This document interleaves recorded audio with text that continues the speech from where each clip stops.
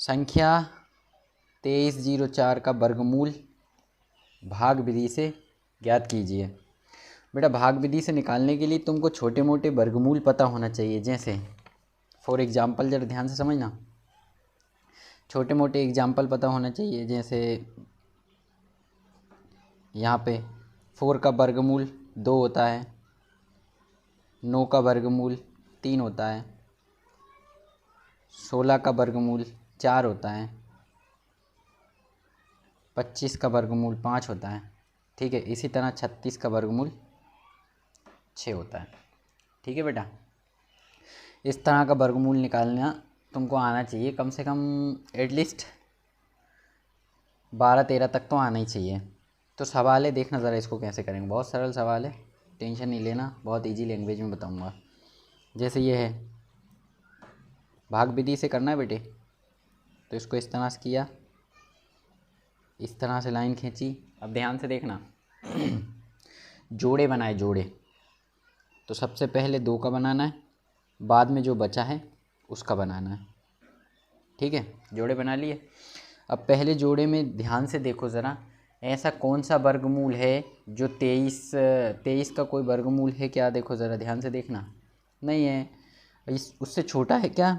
उससे छोटा अभी निकाला था मैंने, ये 16। तो अपन 16 का 4 को लिखेंगे। ध्यान से देखना, 16 के 4 को यहाँ पे लिखा और यहाँ पे लिखा। ठीक है बेटा, अब इन दोनों का गुणा करेंगे। करो, कितना आएगा? इन दोनों को गुणा करेंगे, 4 चुक्कू 16, यहाँ पे लिख दिया, लाइन खींची, घटाओ। 3 में से 6 गए, घटेगा नहीं, इधर से उतार लिए। 13 में से 6 गए, कितने बचे? 13 में से 6 जाएंगे, कितने बचे? 7 बचे। इधर 1 में बन गया, कुछ नहीं। अब ध्यान से देखना ज़रा, आप क्या हो रहा है इधर। ये जो 4 लिखा ना, यहाँ पे 4 लिखेंगे, वही के वही, प्लस किया, 4 और 4 8, 4 और 4 को जोड़ा तो 8 आ गया। ठीक है, अब इस 8 को जोड़ा, इधर ये जोड़ा है, ये इस जोड़े को उतार लिया। ठीक है, अब ऐसा नंबर यहाँ पे लिखना है जिसका इस कंप्लीट से गुणा करने पर उतना ही आ जाए। जैसे मैंने यहाँ पे लिखा 8 तो लिखा ही, 2 लिखा, इस 2 का ही इसमें गुणा करेंगे तो 2 दूनी 4, 2 अट्ठे 16। बहुत कम है बेटे, बहुत कम। कितना है? 164। अब देखो ये 8 फिर लिखा, यहाँ पे कितना लिखूँ? यहाँ पे मैंने लिखा 6, जो 6 यहाँ लिखा वहीं यहाँ पे लिखना है, गुणा करके देखना है क्या इतना आएगा। 6 छंग 36 की 6, हासिल लगी 3, 6 अट्ठे 48, 48 और 3 51। अभी भी बेटा कम आ रहा है इससे। अब एक काम करो, 8 तो ये वाला लिखा मैंने, और फिर एक और 8 लिखेंगे। जो 8 ये 8 लिखा है, इसी 8 का इसमें गुणा करेंगे, बिल्कुल इनकी तरह। 8 अठैयाँ 64, हासिल लगी 6, 8 अठैयाँ 64, 64 और 6 70। ये लो आ गया। ये जो 8 है ना, ये वाला 8, वो 8 यहाँ पे आएगा, यही 8 यहाँ पे आएगा। ठीक है, और फिर इस कंप्लीट का गुणा इस 8 में करेंगे तो बेटा इतना आएगा। घटाओ, घटाते हैं तो कुछ नहीं बचा। तो बेटा फाइनली इसका वर्गमूल भाग विधि से हमने निकाल लिया है। कितना आएगा? 48। कहाँ पे लिखा है? ये आएगा। समझ में आ गया अच्छे से? ठीक है, यही इसका आंसर होगा। नहीं आया हो समझ में तो दोबारा से देखें वीडियो, और अच्छे से आएगा। अब अगला क्वेश्चन देखते हैं, क्वेश्चन नंबर 9।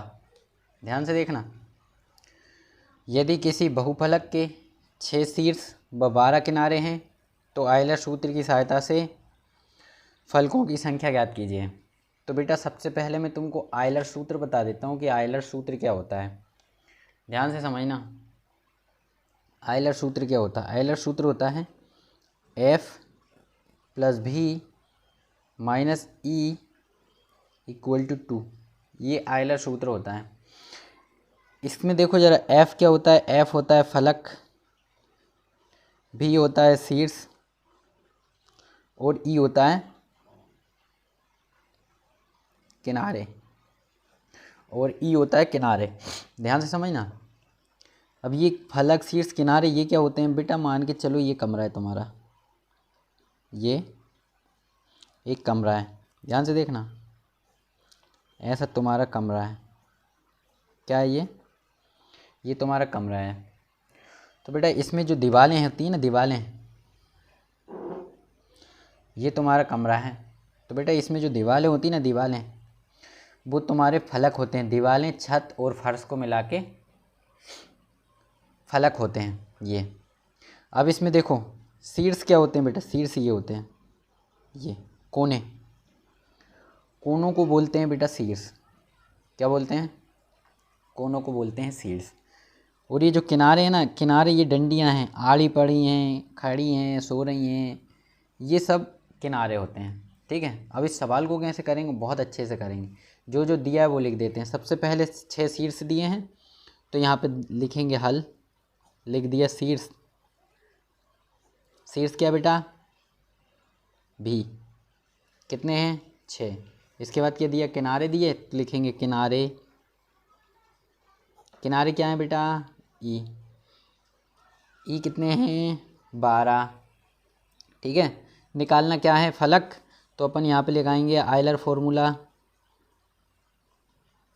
आयलर सूत्र। क्या होता है बेटा? F + V - E = 2। समझ में आ गया?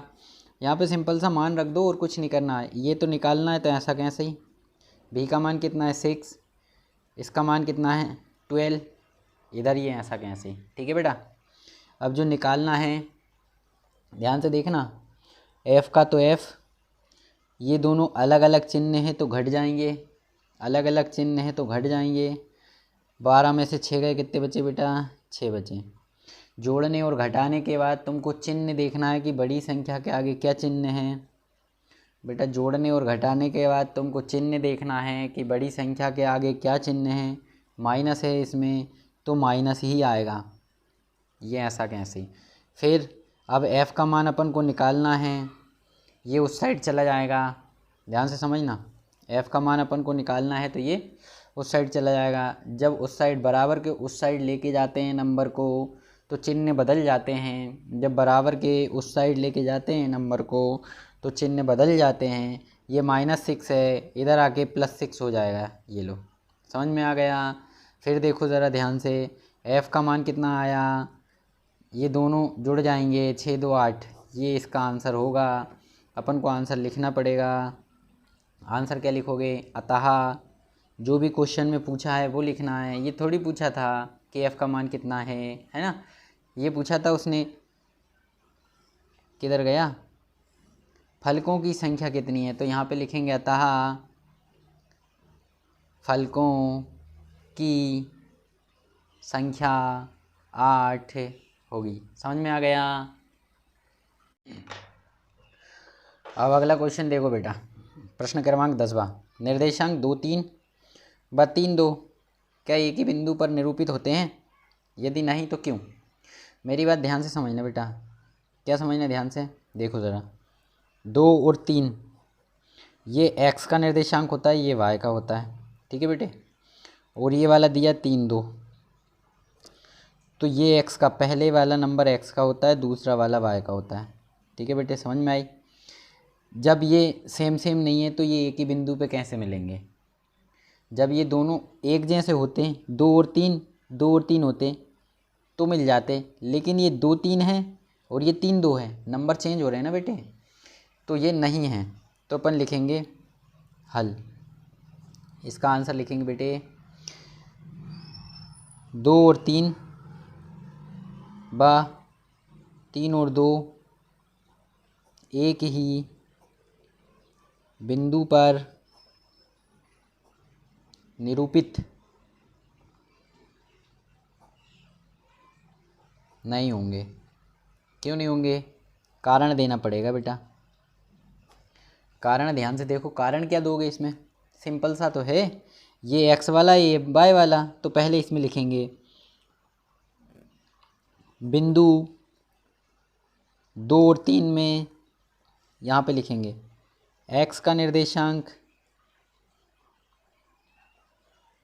कितना है बेटा? x का निर्देशांक 2, पहला वाला, तथा y का निर्देशांक कितना है, 3 है। ठीक है, अब दूसरे में बिंदु, इसमें 3 2 में x का निर्देशांक,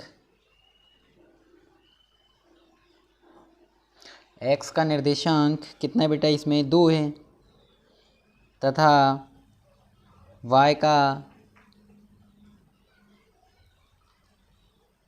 निर्देशांक कितना है, 2 है। ये कारण होगा। देखो जरा, इसमें x का 2 है, इसमें x का